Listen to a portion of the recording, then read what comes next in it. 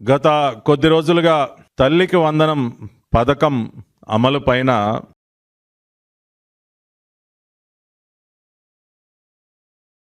YSR Congress party నాయకులు స్వయంగా మాజీ ముఖ్యమంత్రి జగన్మోహన్ రెడ్డి ఇచ్చిన మాట ప్రకారం చిత్తశుద్ధితో నిజాయితీగా ఎంతమంది బిడ్డలుంటే అంతమందికి 15,000 రూపాయలు చొప్పున తల్లుల ఖాతాల్లో తల్లికి వందనం పథకం పేరుతో జమ చేస్తాము అని ఏదైతే మాట ఇచ్చామో ఎన్డీఏ కూటమి పక్షాన ఆనాడు చంద్రబాబు నాయుడు గారు ఇచ్చిన మాటని నిలబెట్టుకుంటూ తల్లికి వందనం పథకం అమలుకి జూన్ 12వ తేదీన గౌరవ రాష్ట్ర ముఖ్యమంత్రి వర్యులు నారా చంద్రబాబు నాయుడు గారు, సంబంధిత శాఖ మంత్రి హెచ్ఆర్డీ మినిస్టర్ అయినటువంటి గౌరవనీయులు నారా లోకేష్ గారు శ్రీకారం చుట్టి దాని అమలుకి ప్రారంభోత్సవం చేస్తే దాదాపుగా 10,090 కోట్ల రూపాయలు విడుదల చేస్తూ 67,27,164 మంది బిడ్డలకి తల్లికి వందనం పథకం అమలయ్యే విధంగా చర్యలు తీసుకుంటే నిస్సిగ్గుగా దానిపైన బురద జల్లుతున్నారు. ఏదో 2,000 రూపాయలు చొప్పున పాఠశాలల అభివృద్ధి కోసం ఏదైతే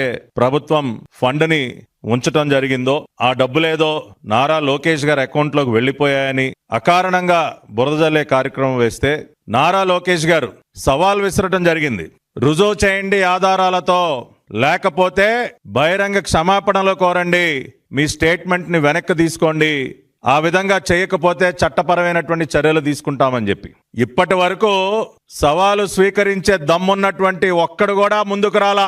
ఇచ్చినటువంటి టైం అయిపోయింది.